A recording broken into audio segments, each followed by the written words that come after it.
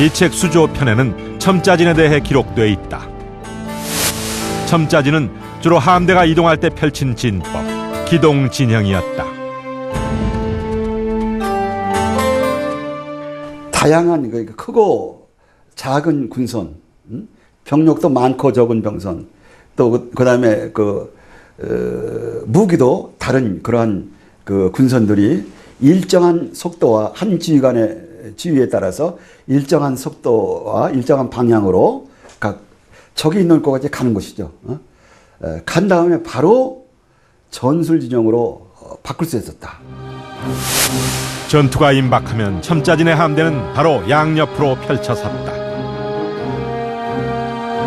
그렇다면 어떻게 진을 펼쳤을까? 첨자진의 앞쪽에는 전사와 우사, 뒤쪽에는 좌사와 후사가 위치하고 있었다. 앞쪽에 전사와 우사가 펼쳐 앞열을 만들고 뒤쪽에 좌사와 후사가 펼쳐 뒷열을 만드는 것이다. 적선을 만나게 되면 대장선에선 포를 쏘고 나팔을 불어 각 부대에 신호를 보낸다.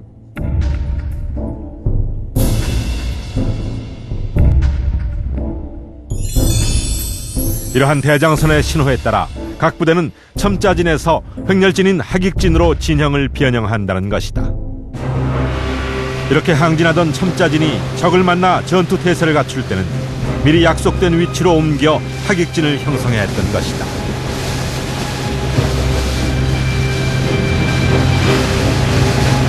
이열의 횡렬 하객진으로 전환한 것에는 특별한 이유가 있다. 이들이 교대로 선회하며 함포 사격을 했다.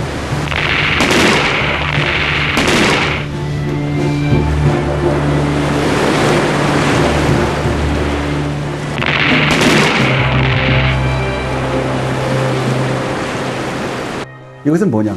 사격의 공백기를 없애고 계속적으로 단발의 우리 총통을 대포를 연발로 쏘게 만들 수 있는 그러한 전술이다. 그러니까 매우 아주 지혜로운 전술이야. 그렇다면 이순신 함대는 하객진으로 어떻게 전투를 치렀을까? 각선 도번에 남아있는 판옥선 원형 그림.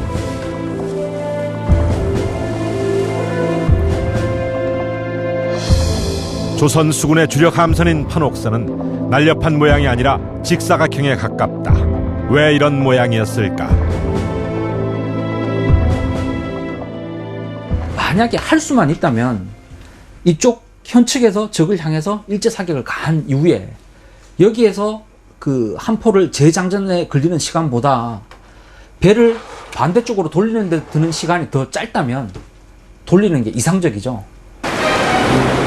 재장전을 하는 시간 동안 배를 선회하는 것은 조선 수군의 공식 전투 지침이었다. 조선 후기 전투 지침서인 수조규식에는 선회와 포격 방식이 기록돼 있다. 즉 타수가 배를 돌리면 전후 좌우 네 곳의 포가 일제히 발포한다는 것이다. 따라서 판옥선의 방향 타인 키가 핵심이었다. 제일 먼저 현측을 개방을 해서 적에게 공격을 한 다음에 선회를 하면서 계속 사격이 가능합니다. 함수에도 화포를 배치할 수 있기 때문에 도는 순간에도 여기서 다시 발사를 하고 완전히 돈 다음에 반대쪽 현측에서도 적을 향해서 사격을 갈 수 있는 겁니다. 날렵한 유선형 대신 직사각형 형태의 판옥선. 이 덕분에 사면에 함포를 설치, 선회하면서도 끊임없이 발포할 수 있었던 것이다. 이순신의 하객진은 바로 이런 특성을 10분 발휘한 전투 대형이었던 것이다.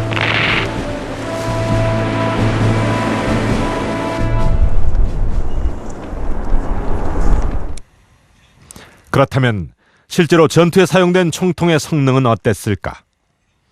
파손된 지자 총통이 조선 총통 성능의 한계를 말해주고 있다. 이제 많은 양의 화약이 안에서 폭발을 하기 때문에 일단 뜨거워게 달구어질 것이고, 그것을 무리하게 이제 연속적으로 사용했을 경우에는 파괴돼 가지고서 사용되지 못하는 그런 사례가 나타날 가능성은 충분히 있다라고 생각이 됩니다. 그런 의미에서는 뭐 교대로 사용을 해 가지고서 아무래도 그런 무리를 좀 최소화하는 그런 방식도 이루어졌을 거라는 생각됩니다. 저는 거의 동일하다. 그렇다면 이순신은 이런 총통의 한계를 어떻게 극복했을까? 도면을 직접 제작, 판옥선을 복원한 전문가를 찾았다. 비결은 바로 판옥선에 있었다. 폭 14m, 길이 30여 미터의 판옥선을 10분의 1 크기로 축소한 모형. 제작자는 판옥선 밑바닥을 주목했다. 헐스라고 그러는데 배가 물속으로 가라앉는 깊이가 낮아요. 비교적 낮다고. 다른 이제 수장표보다는. 그렇기 때문에 평저선은 그러한 헐스가 낮으면서 운행하기가 조금 쉽죠. 평저선의 판옥선은 선회가 쉬웠다. 이는 하객진을 구사하는 데 결정적인 요인이 됐다.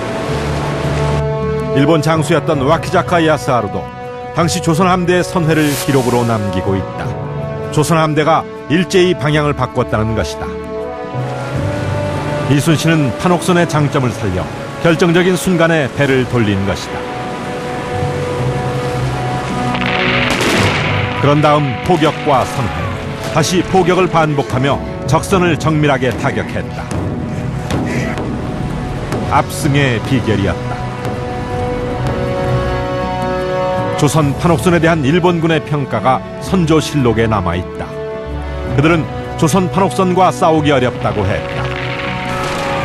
배가 높아 붙잡고 오르기 어려우며 대포 또한 무섭다고 일본군은 평가했다.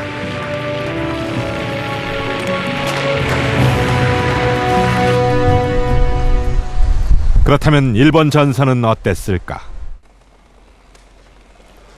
나고야성 박물관에 전시된 당시 일본의 주력 전선 아다케 부네. 아다케 부네는 밑바닥이 판옥선보다 뾰족하다. 흘수가 우리 판옥선보다 깊어 선회가 어려운 구조였으며 선체도 또한 취약했다. 두께가 한 20cm. 그리고 이제 옆에 외판, 현판이 한 6cm 정도로 이제 제목을 말하자면 선재를 상당히 얇게 썼어요. 그렇게 해서 배가 가볍게 나갈 수 있게. 어떻게 보면 우리 판옥선에 그런 대포를 맞게 되면은 이 6cm 정도의 두께는 그냥 펑펑 뚫어집니다.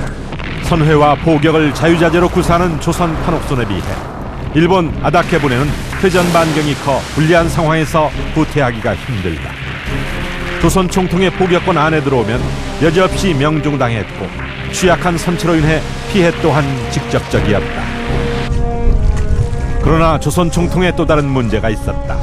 바다는 움직임이 심한 곳, 정확한 포격은 쉽지 않았다. 바다에서는 기본적으로 배가 멈추면 롤링이 되게 심해집니다. 차라리 배가 움직일 때는 움직임이 덜하지만 롤링이란 것이 쉽게 말해서 배가 이렇게 흔들리는 현상인데요. 배가 멈췄을 경우에 롤링이 훨씬 심합니다. 이런 식으로 심해지기 때문에 가급적이면 전투 중에도 배는 멈추지 않는 것이 바람직합니다. 정확한 조준 장치가 없던 당시의 화포들. 이런 상황에서 이순신의 함대는 어떻게 정확한 포격을 했을까?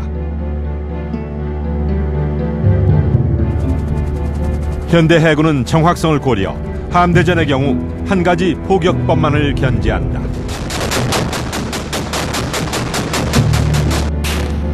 장애물이 없는 바다의 특성을 살려 직사포 포격을 구사하는 것이다. 직사포를 사용하는 이유는 두 가지 측면, 정확성과 파괴력 측면이 있는데요.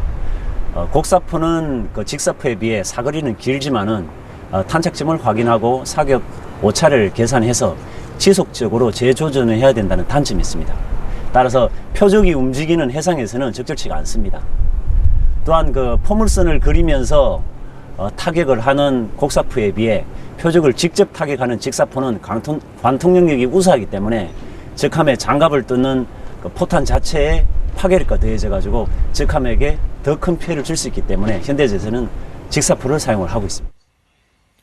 임진왜란 당시 조선 총통의 발사각과 사거리의 관계는 어땠을까?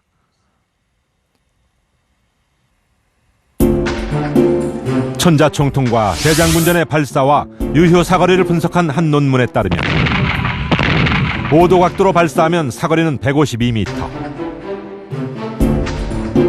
10도로 발사하면 289m,